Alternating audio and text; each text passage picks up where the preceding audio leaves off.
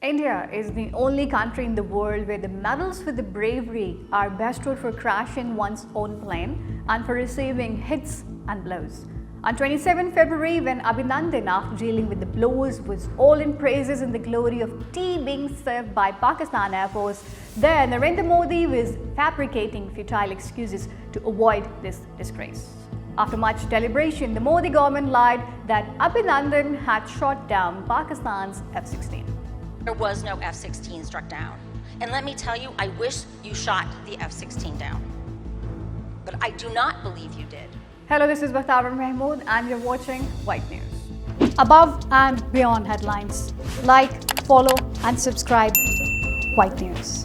The reality is that the entire wreckage of ABHINANDAN's aircraft is kept in the museum of Pakistan Air Force, and any pilot or expert with warplanes can clearly tell, looking at the wreckage, that all the missiles of ABHINANDAN's aircraft, including its launcher, are laying safe.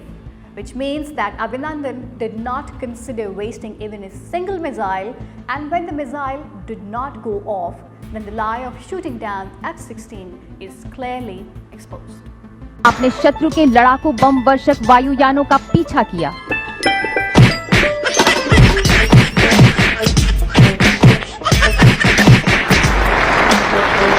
The story begins and it was year 2019. It was less than a year since the government of Prime Minister Imran Khan came to the power, and that the Pulwama false flag took place in the Indian-occupied Kashmir, which was later proved by the leaked mobile chat of Arnab Goswami, a notorious BJP TV anchor, that the Pulwama attack was carried out by the India herself. Making Pulwama false flag as an excuse, on the night between 25th and 26th February 2019, the Indian Air Force's Mirage 2000 aircraft entered Pakistan airspace up to 60 km in the darkness of night. They fled in the dead of the night after dropping bombs on Jabba near Balakot. On the morning of 26 March, ISPR reported about the attack via tweet, which also stated that there were no casualties. It was a time of celebration all over India, with sweets being distributed.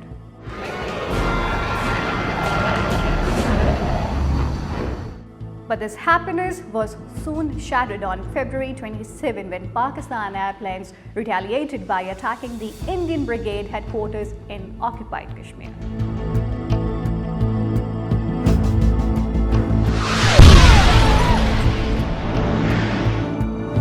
When Pakistani airplanes were returning after the attack, 2 Indian planes were shot down in the encounter. Gambler 1, confirm picture copy. Picture copy, target all. Confirm, clear to engage. Clear to engage. Gambler 1, Fox 3 off the group. Su-30 is not an ordinary aircraft. It is a multi-role, almost a 5th generation platform.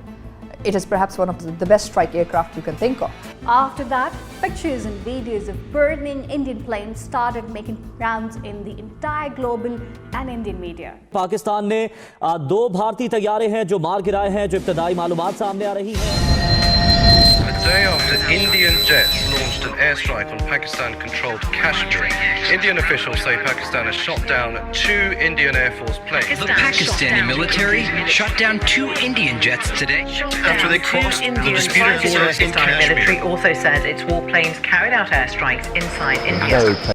Indian media first confirmed the crash of one of its Air Force MiG-21 and then of the Su-30. The wreckage of one of the 2 Indian aircraft crashed at Budgam in the Indian-occupied Kashmir, while the wreckage of the other plane fell into Pakistan. Kashmiris chanted the slogans of "Long live Pakistan," standing on the wreckage of the Indian aircraft which crashed in the Indian-occupied Kashmir. Pakistan! Pakistan!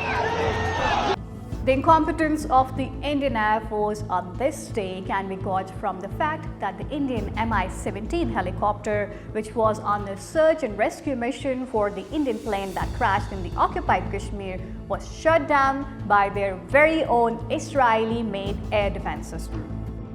ये हमारी गलती थी, हमारी missile से ये helicopter hit किया गया था और ये एस्टैब्लिश हो गया है।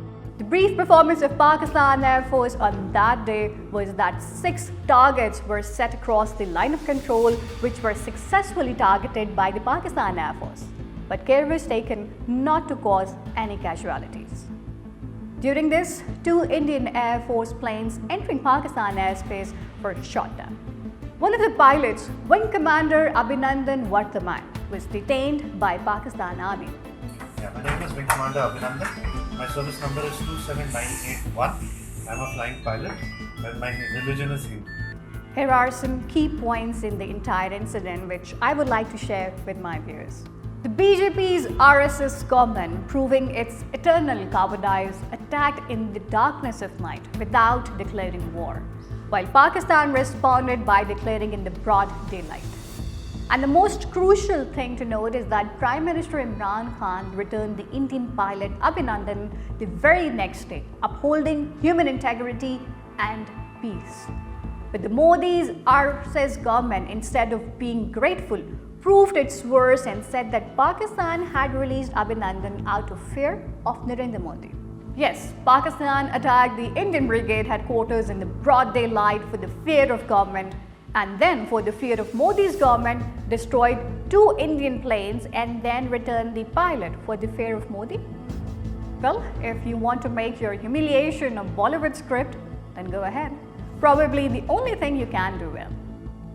The statement of Narendra Modi in this whole incident is also noteworthy when he himself said in his speech that if there were Rafael instead of Su-30 on that day, the result would have been different because his Su-30 failed miserably that day.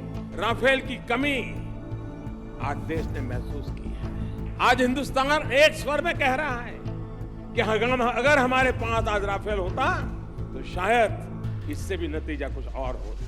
Some experts also believe that Narendra Modi's imprudent and irresponsible act of surgical strike in Pakistan was carried out under pressure from the Hindu investors funding the BJP with the aim to pave the way for Indian Air Force to complete the procurement of Rafael aircraft, as the procurement of these aircraft involved the worst corruption in the history of India.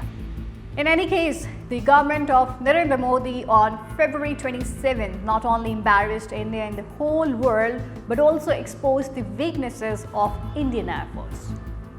There is an urgent need for the international organizations, especially the United Nations, to try to prevent the Modi government from carrying out such irresponsible acts in future, because such an encounter of 2 nuclear-armed states could result in an irreparable damage in human history.